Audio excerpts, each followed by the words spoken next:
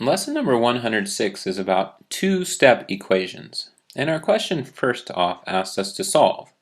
That means find the value of n that makes this whole equation true. So we need to say 3 times some number n minus 1 is equal to 20. So when we look at this problem, this number, 3 times n, if we take 1 away from that number, we get 20.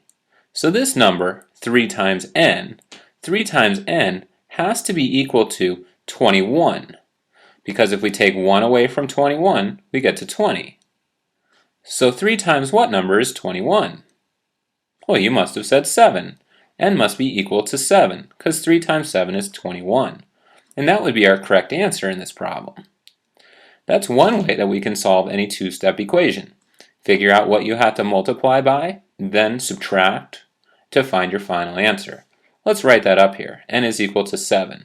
We're going to rewrite it because on the slide we have to erase. There's another way that we can solve this problem. The other way that we can solve this problem is by rearranging the equation.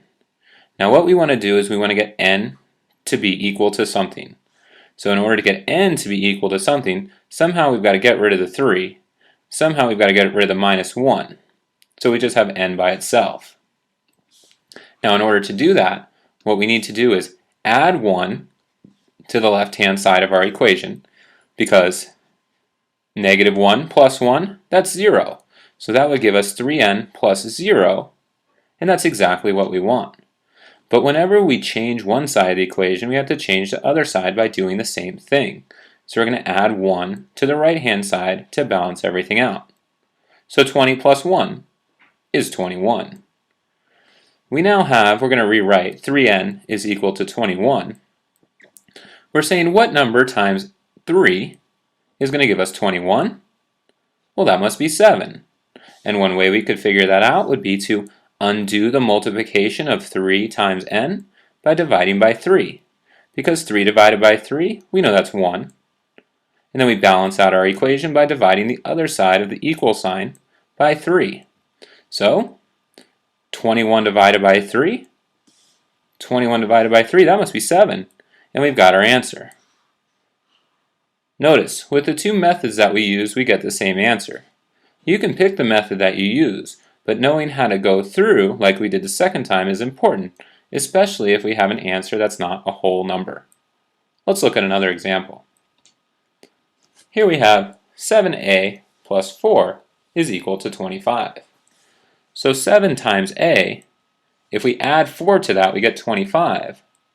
So 7 times a, that must be 21, because 21 plus 4 is 25. So what's a?